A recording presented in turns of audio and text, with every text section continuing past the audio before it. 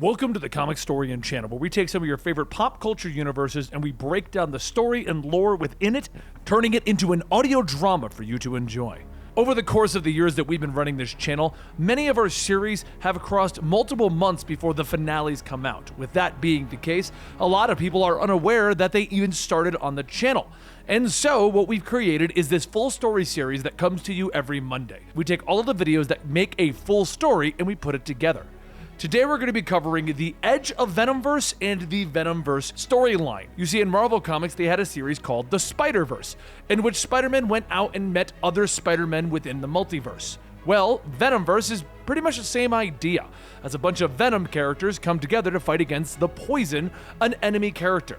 It opens up with the Edge of VenomVerse storylines, telling you the backgrounds and origins to some of the more cooler Venom characters. Then it goes into the core plot. I hope you guys enjoy, because we're on a crazy Venom kick right now, right here at Comicstorian.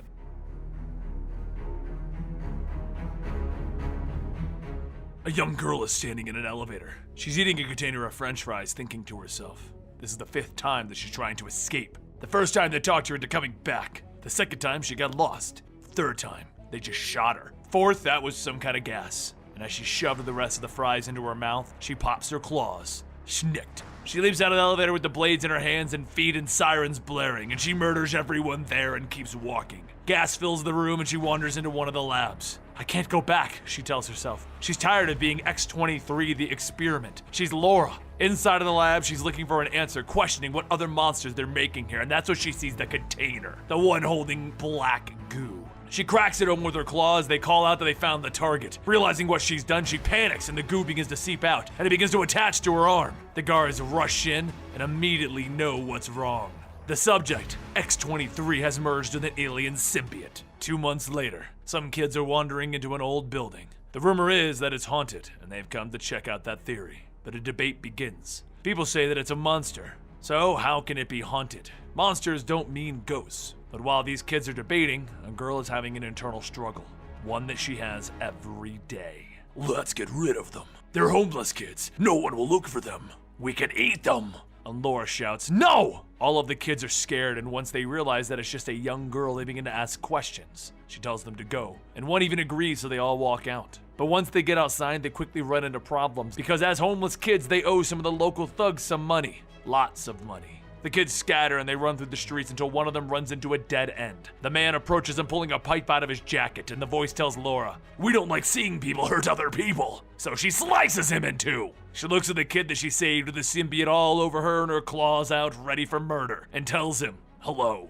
He screams out, what the hell are you? And the voice in her head tells her, violence is all we know. We are Venom. Another thug runs up pulling out a gun as she leaps over at him and goes for his throat. Except the kid runs over grabbing her arm. Stop! You don't have to kill him! The symbiote retracts from Laura's face as she tells the kid that he called her a monster. The kid takes Laura with him for saving his life and they run off. But now, the world has seen her. The little experiment run awry has finally been found. She spends the next few weeks getting to know the kids, becoming one of them. These are her friends now and she'll protect them. Which of course spreads the rumors that there is a group of homeless kids protected by a monster. Laura sees an ice cream truck and has the kid Bobby punch her in the face, causing a bloody nose. With that blood running down her face, she runs over to the truck driver asking for help. And while he's distracted, the kids steal the ice cream. It would have been a good day, till one of the agents grabbed one of those kids' arms. But these kids, well, they're protected now. The Venom symbiote forms over the girl's mouth and she tackles him laughing. The soldiers all run in with their guns, so Laura senses what's going on and leaps out of the window, slashing. She cuts and guts as many of them as she can, telling the kids to run! They run into the old building where they all met, and the soldiers chase after them. But like I said, these kids are ready to fight. They're protected by the symbiote. Some sprout claws, others sprout fanged mouths, and others have blades. As they cut up eating those soldiers, Laura returns, and they blast her with napalm, weakening her. They run into the back room and they lock the metal door, and that's when Venom knows what it has to do. It needs all of its little bits and pieces back, and it sucks it out of the kids forcibly, bringing it all back to Laura herself. At full power, she can save these kids, she can save her friends, she can stop them! Except, something is happening. The world is twisting and bending around everyone, and in a flash, Laura is gone, and the kids, they're alone. She looks around and says out loud, whoever you are, you're gonna pay for taking us from them. and in front of her is Captain America with a Venom symbiote. He tells her, "Your schoolyard fights are over. We have a war to win."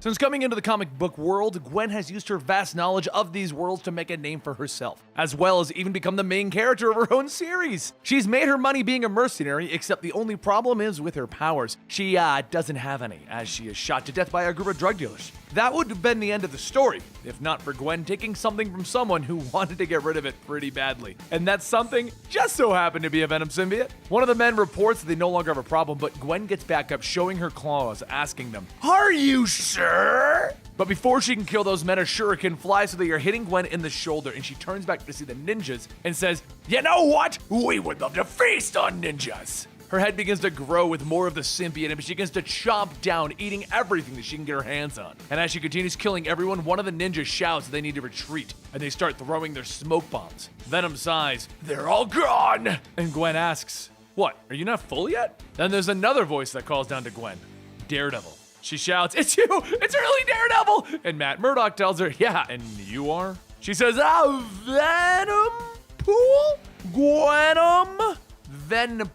I'm working on a name." Matt tells her, as much fun as beating up ninjas is, tonight they're going to have to try and figure out the larger situation that was the Hand's recent interest in drugs, which is now busted. He then sighs, telling her, "Well, there's always tomorrow. Nice to meet you, Monster Gwen." The next day, Gwen heads to the law firm that she applied to work at when she happens to see Matt Murdock sitting across the table. She dumps the paperwork for her boss, shouting, "Hi, Matt Murdock!" She takes her seat and begins to doodle while Matt explains that this firm's client facility produces a noxious and potentially hazardous substance that is spreading across a 5-block radius. Melville says that there is no evidence that anything that their client is working with is hazardous to humans. It's just hot sauce. As the two of them go back and forth, Gwen puts on the finishing touches to one of her drawings, and it's Matt Murdock as Daredevil because he's so hot. Venom then tells Gwen, "We should kill your boss. He's being mean to the cute boy that you like." And as Matt leaves, Melville asks if anything's wrong. Gwen snaps back, telling him, "Of course not." Melville then reaches down, grabbing the notes that Gwen was taking, telling her that he needs to get prepped just in case this actually does go to court. She smiles and nods and then realizes that she just handed her boss a sheet of paper that says Matt Murdock is Daredevil. Maybe she shouldn't have been doodling.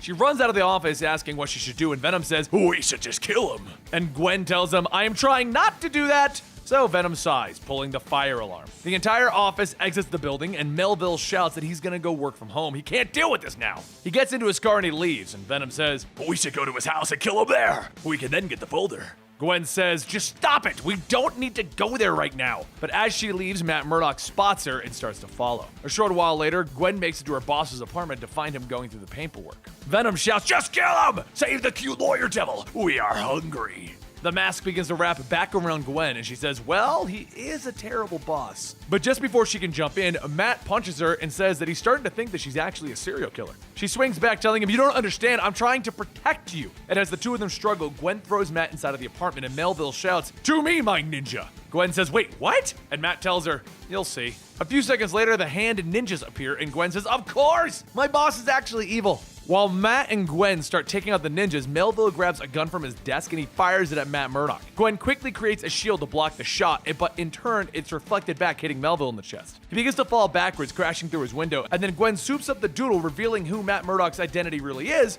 before anyone has a chance to notice that she did it. Matt looks around and says that they should probably go, and Gwen says that's probably a good idea. And a short while later, along the rooftops, Matt says that this is not among his ideas of how he thought his secret identity would be in jeopardy. She nervously laughs, and Matt hops off the ledge, stating, "Duty calls. Maybe we'll see each other again next time in a bad guy thing. Thanks for trying not to kill anyone." She tries to contain her excitement that Matt implied that they might see each other again, and Venom says, "Look, it was good that your boss died. This is what we wanted." And then Matt returns, stating, "Actually, I don't see any reason why we can't patrol together." Venom begins to hiss, telling him, "I don't like this. Something doesn't feel right." And Gwen tells him, "Just relax. What's the worst that can happen?" As she follows Matt around the corner, Venom tells her, "Run before," and the two of them are teleported away. Moments later, Matt climbs back up the building, stating, "Actually, I just thought about something. Maybe we should patrol together." But that's when he discovers that Gwen is already gone.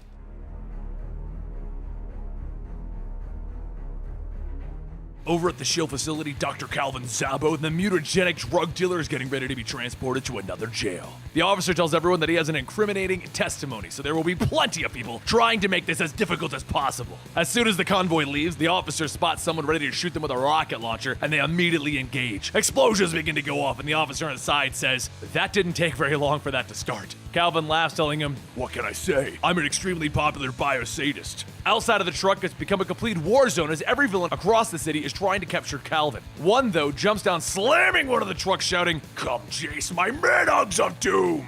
Calvin asks, "Is that a tentacled yeti in a red mask?" And the officer says, "Uh-huh." So Calvin then says, "Octosquatchpool!" And the officer tells him that is the nastiest sounding name that she has ever heard. Just then, a fiery wheel drives over one of the villains, and the current Ghost Rider, Robbie Reyes, along with the Venom symbiote, shouts, "More heat!" While killing everyone with his chain and flail, Venom shouts, "Such sinewy sense." Venom then hooks his chains up, lifting the car onto the convoy, letting it eat the flying monkey men. Octosquatchpool shouts to Venom, "I have kill cuddles for everyone," and he smashes another truck. Venom then turns to save the officers flung from the truck and then uses them to beat Octosquatchpool. Venom then tries to wrap Octosquatchpool up while the last of the convoy speeds by running them over. The truck spins out crashing, and just as Calvin says, "I think I'm getting a migraine," Venom rips open the hatch, telling him, "Boom." The officer jumps out of the truck with Calvin telling Venom, "I would like to thank you for defeating Octosquatchpool. I'm pretty sure you didn't mean to concuss my men." But before she can finish, Venom opens his mouth, letting his tongue wrap around the officer's neck, shouting, "Silence! Be still or be tasted."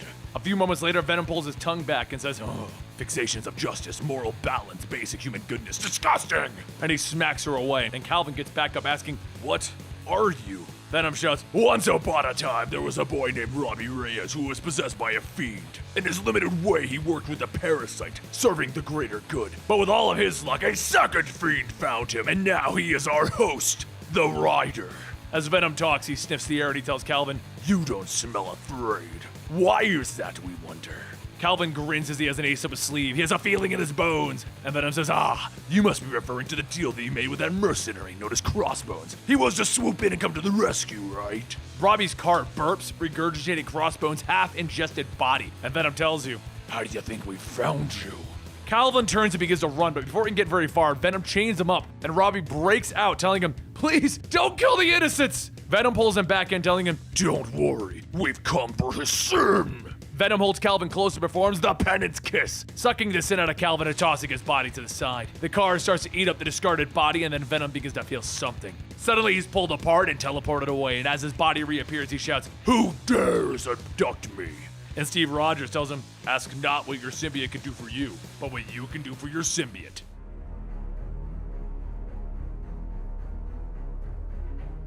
Off in the wastelands, the young Bruce Banner beats down on Logan, asking how he could keep this from him. Logan tries to tell him wait, but as Bruce kicks him again, he shouts, "It's been 15 years of lies. You're the one who killed my father." Bruce Banner Jr. walks away and Logan tells him, "Come back." And Bruce tells him, "I don't care anymore. I want you dead now." The morning sun begins to shine in as Logan wakes up from the same nightmare in the drunken haze. Without so much as a word, the door to the motel room is kicked in and Warren, the man that was formerly known as Angel, steps in. A little while passes and Logan starts to come to the realization that he's in a truck and that he sees Warren again.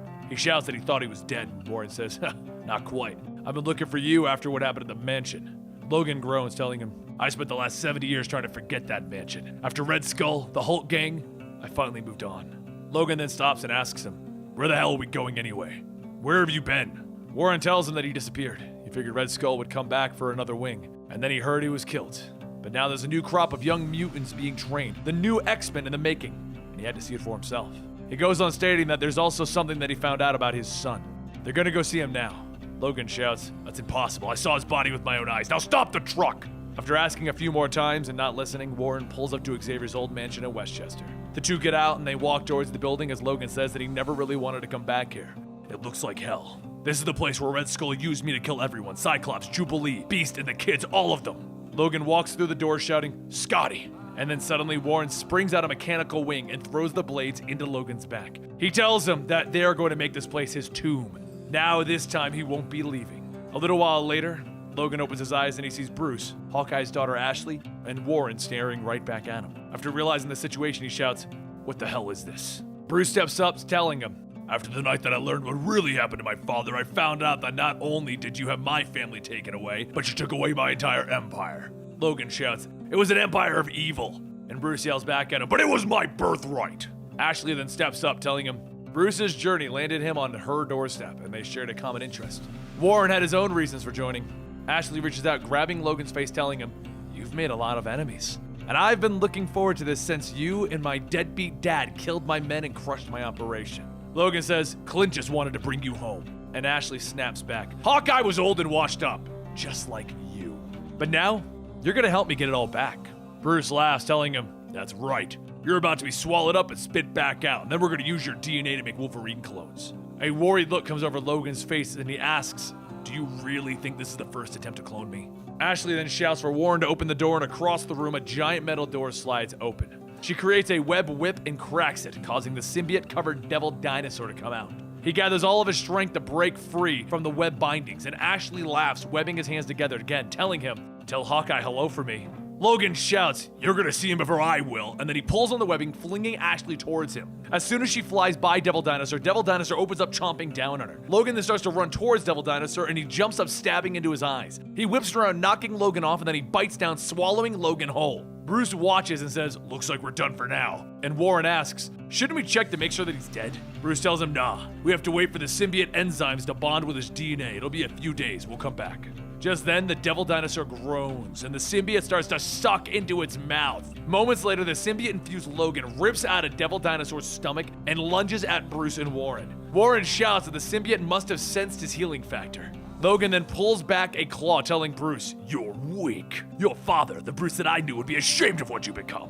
Bruce hulks out, grabbing Warren by his wings, throwing him towards Logan, telling him, "This is our chance." As Logan and Warren begin to fight, Bruce makes his escape through the back, and Warren kicks Logan back, shouting, "You've always been a killer. This is for all the innocent lives you've taken." His metal wing unfolds and more blades shoot out towards Logan, but this time the symbiote catches them, throwing them back. A blade sticks into Warren, and Venom tells Logan, "That's it. Just feed on that rage. We better hurry. We don't want the little brat to get away." Logan hurries down the hallway to catch up with Bruce, and as he does, Bruce reaches out, grabbing Logan, slamming him into a wall. Bruce grips down on Logan's throat, telling him, "I'm gonna finish what you started." And the tendrils of Venom creep out, and Logan says, "Yes, it is time for us to end this." And he kicks Bruce in the back. The tendrils wrap around Bruce's neck, and Venom shouts, "That's it. Kill the boy." Logan pulls his face out of the symbiote and shouts, "No, I can't do this. He's like a son to me." And a black portal opens up behind Logan, and Logan goes on, stating, "I kept the truth away from you because I loved you."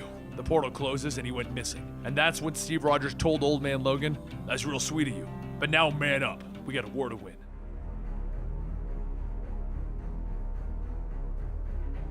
As Wade Wilson sits in a tree eating a tapeworm-infested apple, he says, "You know, we found tapeworm larvae in fossilized feces of a dinosaur shark. That prehistoric shark poop, full of little bundles of parasitic joy." True story. So here I am, hoping that nobody goes poking around my BMs, 270 million years from now. He tosses the apple and tells the owl that he was next to, "It's good to have this nice chat. I gotta get to work, though." He jumps up and climbs up into Ripley Diagnostics building, stating, "Peekaboo!" Turns out the naughty doctor doesn't want to share his new toys with the Pentagon. Wait, did I just say doctor? I meant parasitologist. Augmented biological symbiotes. Icky stuff. He starts to look around and he sees one Dr. Scott appear, and he says, "You really need to work on your lurching. Anyway, what's the haps, craps? Cat got your tongue." Tapeworms begin to extend from the doctor's mouths, and Wade cuts off Dr. Scott's head, telling him, "I never kiss on the first date." The head flies off, and the worms reach out, grabbing it and reattaching it. And so Wade says, "That is easily the grossest thing that I've seen all day."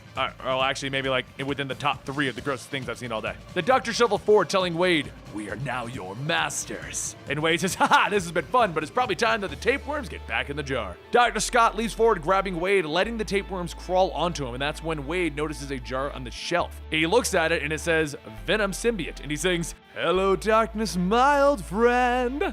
I've come to bond with you again." He punches the glass, and the moment that he does, the symbiote begins to wrap itself around Wade. Suddenly, with a burst of energy, the doctors are thrown aside, and Wade stands up shouting, "Now that's what I'm talking about." He begins to pull the tapeworms out of his skin, stating, "This tapeworm detox is something else." He looks back at Dr. Scott, and then he grabs his leg, throwing him into the others. Dr. Scott's head begins to crawl away, stating, "We have been released. We are Legion. We are." And Wade stomps on the head, telling him, "You need a little less monologuing, more squishing." After a bit of investigating, Wade sets out to St. McCready Hospital to hunt down the rest of the bad guys. But first, he needed to make sure that he flushed out the rest of the tapeworms from his system. As he swung by the hospital to find the doctors in the middle of a parasitic liver transplant, he breaks through the window shouting for them to stop! Oh, wait, I'm too late, huh? The patient on the table jumps up at Wade, knocking him down, and then Wade pushes back on the patient, pulling the parasite out. The parasite then grabs Wade, throwing him into the defibrillator, and Wade reaches for it, stating, "I wish I knew how to quit you." He takes the defibrillator and shocks himself, shocking the parasites off, and says, "Man, I felt that one of the gonards." The parasite then jumps back into the patient and begins to run out, and Wade shouts, "Wade, come back with that meat suit!" He bursts through the doors, and other patients that have been a part of the transplant project come out of the rooms. Wade tries to fight back the parasites, but with so many of them, the tapeworms begin to slither down his throat. Inside of Wade's body, the tapeworms begin to make their way to his heart, and they begin biting and chewing away at it. Then the black goop shouts out, grabbing and pulling the worms off. Wade begins to cough up the worms, stating,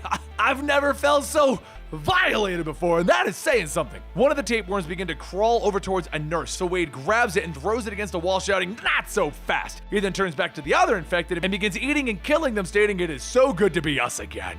With the parasites destroyed, he says, "You complete us." The nurse from before, still not knowing what is going on, takes the bone saw and cuts off Wade's arm, screaming. As he waves his nub, spraying blood at the nurse, he shouts, "Hey, why are the good guys here?" As the nurse flails and screams as she runs away, Wade says, "A simple thank you, Wade, I love you, Wade, hold me, Wade would have been nice." He reattaches his arm, stating how about him and the symbiote go do what heroes do, and be heroic. He goes across the hospital delivering babies, making balloon animals out of tapeworms, and helping the elderly. And after his services are rendered, Wade looks at the window stating, "Man, saving lives, inspiring minds, filleting tapeworms. Our job is done here." He jumps out the window and a black portal opens, grabbing him and pulling him through. As he falls through it into the now destroyed city, he hears a voice telling him to get up. He jumps up shouting to give him one good reason not to rip his head off and eat it with great poupon. Steve's voice tells him there's a war going on and we're gonna need all the help that we can get. Wade reaches up to grab Steve's hand, telling him, "Well, when you put it that way, sign me up, Sarge." Steve helps Wade up, telling him, "Actually, it's Captain."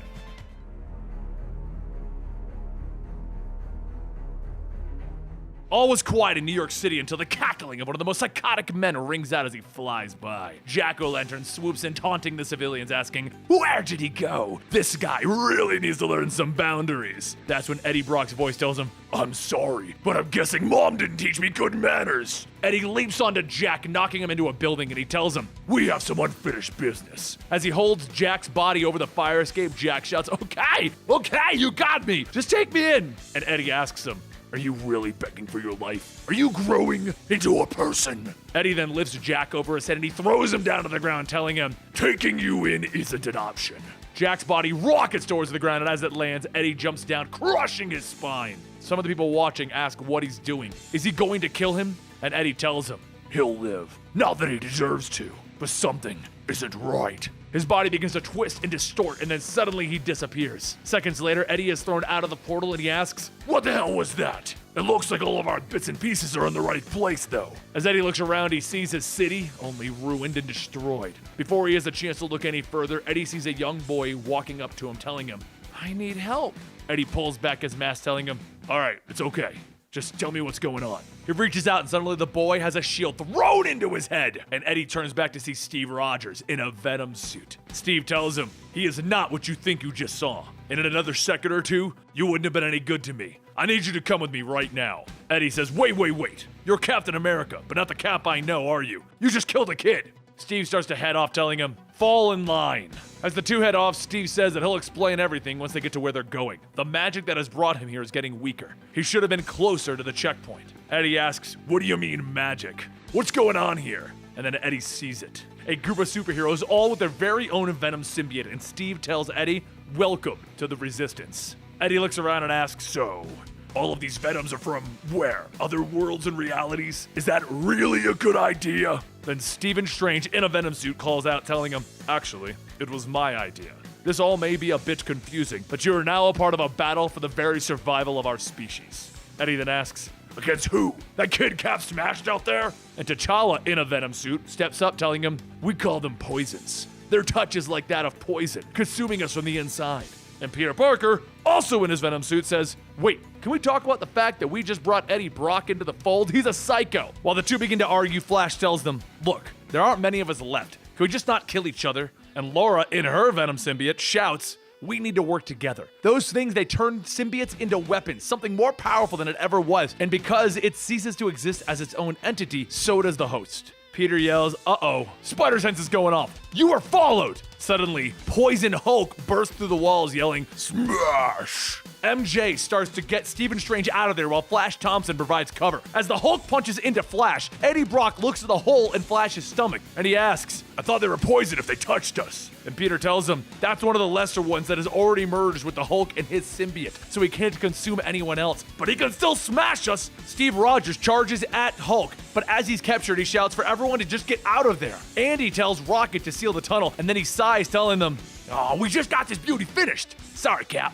He tosses in the bomb and all of the Venom split up to escape. Eddie and Peter manage to get out through one of the tunnels and they get back onto the streets, and that's when they see a possessed Dr. Octopus. Eddie asks, "You got this, right? Spider-Man used to trounce this guy in the regular in my world." And Peter tells him, "It would be so much easier for you if you stopped thinking of them as the people that you once knew." Otto throws one of his arms out, telling them, "Two would be so much easier if you would just surrender. Sure, the human host dies, but these symbiotes will thrive in a newer and stronger form." The mechanical arms shoot out and into Eddie's torso, and they throw him into the ground. One of the smaller poisons walks over to Eddie, and Peter shouts for him, "Don't talk to that thing!" Before Peter can explain more, Otto grabs him out of the air and begins to crush him. While the smaller poison continues to creep up to Eddie Brock, Eddie takes a rock from behind it and bashes it in the head. While Otto is focusing on Peter, Eddie then jumps in, punching Otto from behind, and he grabs one of the tentacles off of Otto's face and he bites into it. As Eddie fights with Otto, Peter hears a voice call out to him, and Aunt May tells Peter that she's so worried about him.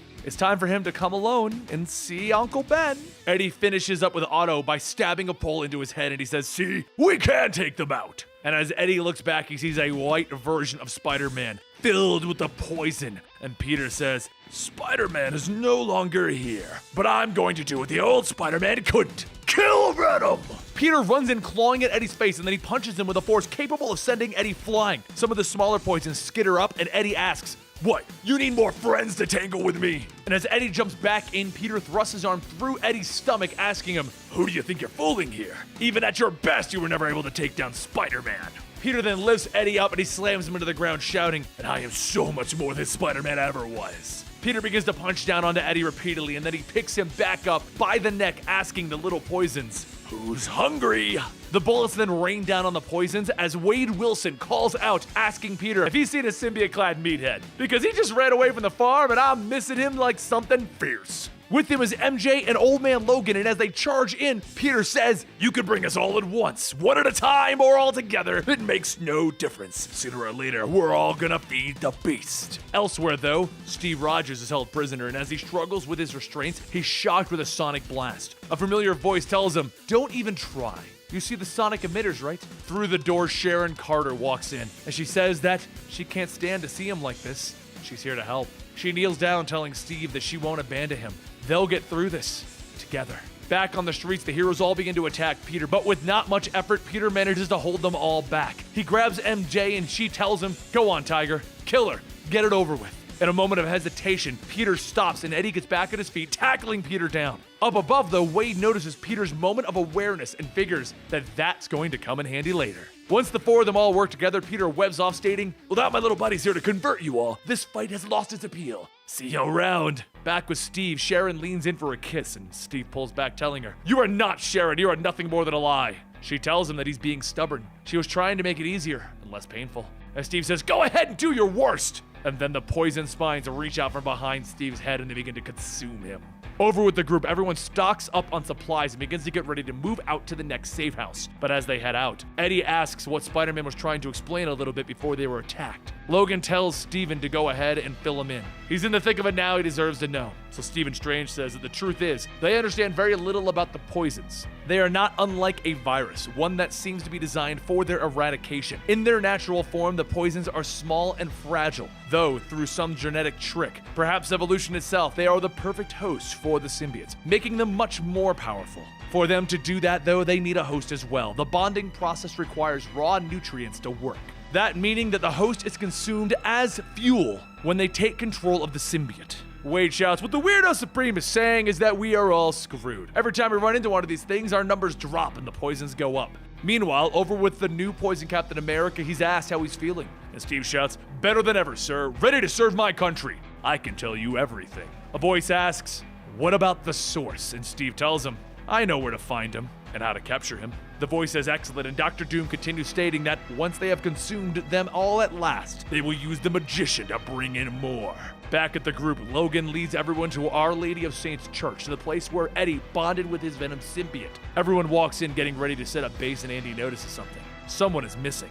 Out on the streets, Wade walks down asking, anybody there? Specifically a poison who might need a tasty snack. Come on, holla at your boy! Some of the poisons begin to come out, and Wade tells them, you know what they say? If you can't beat them, surrender peacefully and hope initiation isn't half as painful as you think. Over at the church, everyone begins to unpack, and Rocket says that he's almost finished with the bomb.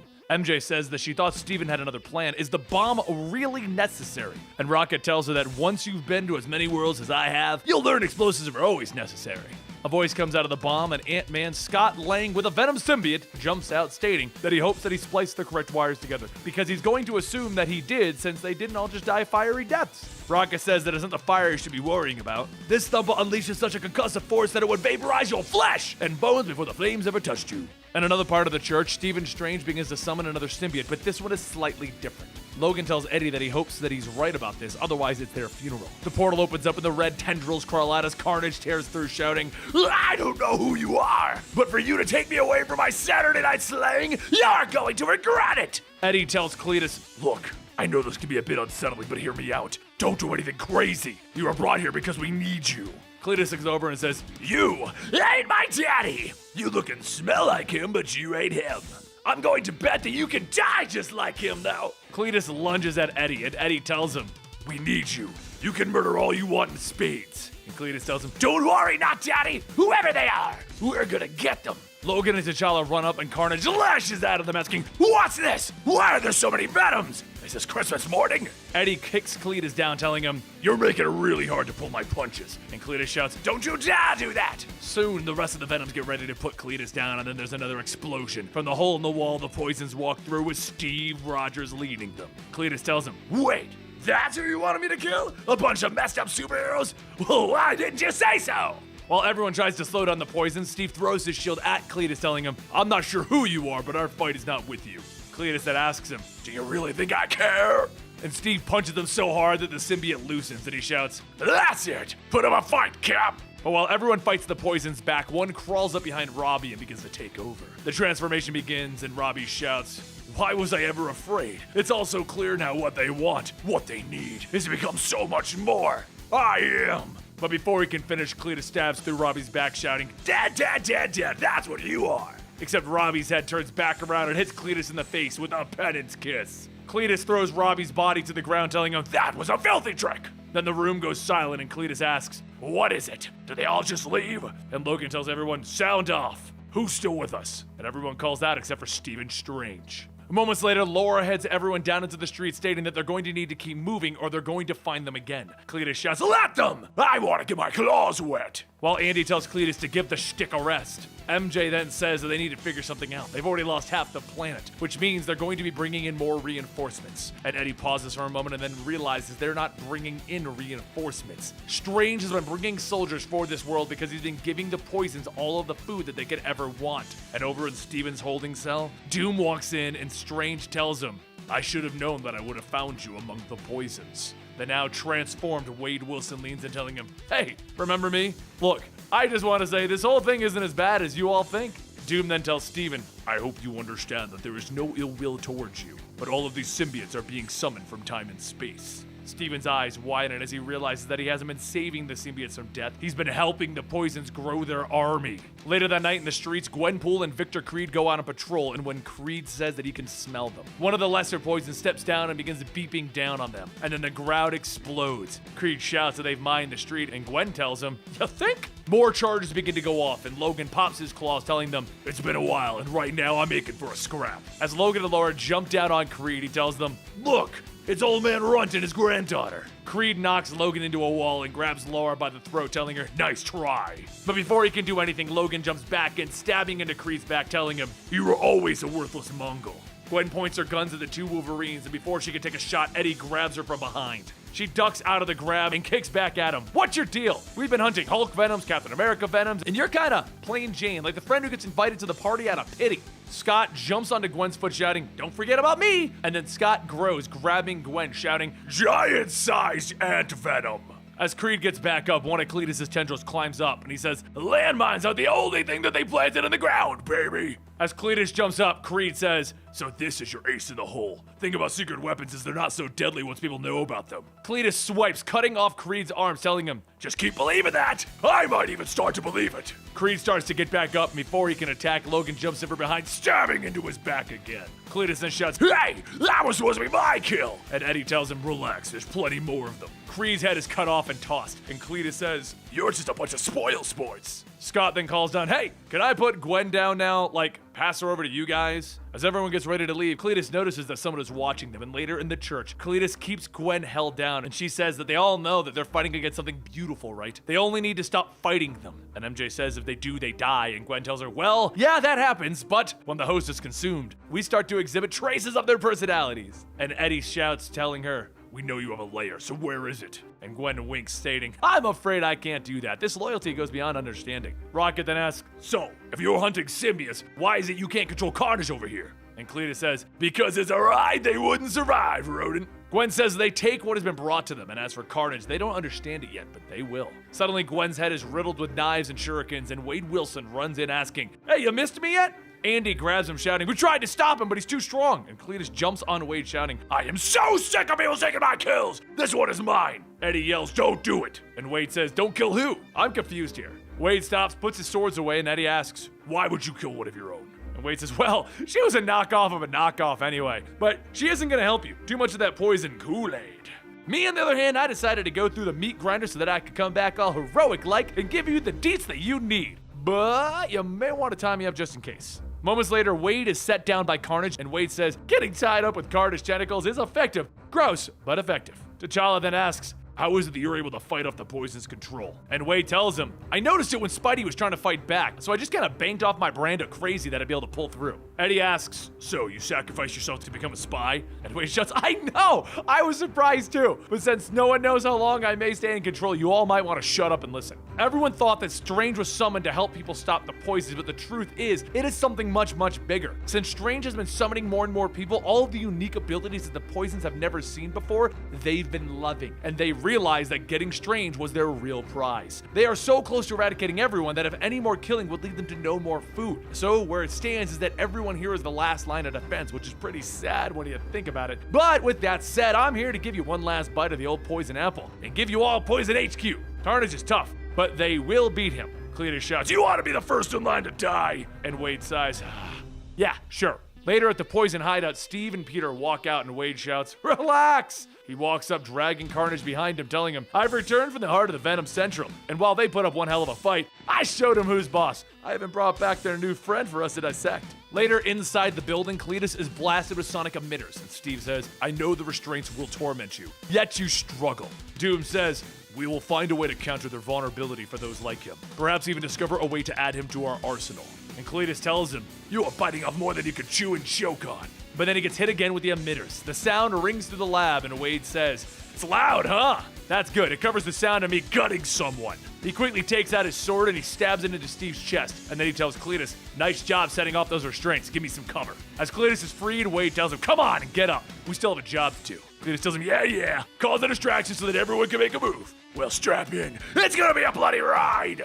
Elsewhere in the facility, alarms start to go off and Rocket says, "There's our signal." Scott tells him, "I got this," and the ants start to crawl out eating the lesser poisons. Eddie comes out of the floorboards and says that he's seen some nasty things in his time. But ants? Once everyone gets inside, everyone goes over the plans and Eddie asks Rocket if he's got this. Rocket says this place is a whole spaceship. Ships have engines and reactors and fuel, which makes them a very fun recipe. While Rocket gets to work working on the terminal, everyone gets ready to move out when Logan is shot through the chest with arrows. He tells everyone, "We got some company." And MJ tells him, "Don't worry, old man, I'll hold them off." Over in Stephen Strange's cell, Scarlet Witch says that the Doctor's defenses are starting to fall. Only a few more minutes now and they can consume him and make even more powerful weapons. Eddie, T'Challa, and Laura all jump out, while Eddie tells them that they can't even handle the weapons that they've got now. Just as the mages start to cast their spells, everyone targets the throats, crushing, slashing, and stabbing through them. Andy jumps in, bashing Scarlet Witch with a wrench, and tells Steven that she really hopes he has another trick up his sleeve. She breaks through his restraints, and he says that he's been struggling to fight back for so long. And Andy tells him that he needs to help them get out of here. Stephen weakly says, I'll do what I can. And he casts a protective spell around Scarlet Witch and the others, holding them in place. Scarlet Witch shouts, you cannot stop us. We've overgrown this world and its reality, and it's all thanks to you, Strange. And Strange tells everyone she's right. And Eddie says, we're gonna see about that. We're gonna end this war that we were brought into. A voice tells Eddie, did you really think about leaving without saying goodbye? And Eddie looks back to see Peter Parker still consumed by the poison. Eddie tells everyone, stick to the plan. I'll be right behind you, or maybe not. If I die beating the snot out of this guy, it'll be worth it. Back at the control room, more poisons arrive and Rocket shouts that he's almost there. He's got a little something for them in the meantime, though, and he presses the switch and an explosion goes off, shaking the entire ship. As Rocket laughs, Scott looks back to see his daughter, Cassie. Rocket tells him, wait! You know better than this! And Scott screams out in pain as he's devoured. And Rocket goes back to work stating, I can't take a chance saving your sorry hide. Scott yells out, it hurts! I'm sorry, I thought it was Cassie, please help me! But just before the poison can take full control, Laura leaps in, cutting off his head. While everyone runs in, Steven asks Rocket if it's ready yet, and Rocket says, yeah, I rewired the entire place with one big bomb. An injured Eddie jumps in, telling him, good, it's time that we set it off and get ourselves home. Steven says that he can't yet, he's not strong enough. And Eddie tells him, this is the home stretch, you're not dying here. Logan pops his claw, stating whatever they're doing, they're about to lose their chance. And Rocket sets the timer for 10 seconds. Steven begins to channel all of his strength into his spell, and then Wade tells Cletus, you know no one's gonna save us, right? So let me just say, you are disgusting in a cousin marrying a serial killer kind of way. And Cletus says, screw you! And Wade finishes telling him, but there's no one I'd rather die with, Carnage. The bomb goes off while Steven continues to cast. Rocket says, some things I even... And then he teleports away and finishes in the bar, stating, impress myself, whoa. Eddie is thrown back into his world and says, we are home. After swinging back to his apartment, he changes so he can go out and get something to eat. But a neighbor stops him. The man asks where he's been. The super's been looking for him. He's behind on his rent. And Eddie tells him, you know, visiting an alien planet, forming rebellions, and saving the universe. And there you have it, the edge of VenomVerse and the completion of storylines. Either way, guys, if you enjoyed this, let me know by following us on Twitter at Comicstorian. And don't forget to subscribe to the channel to get daily comic book content right here. I'll see you next time.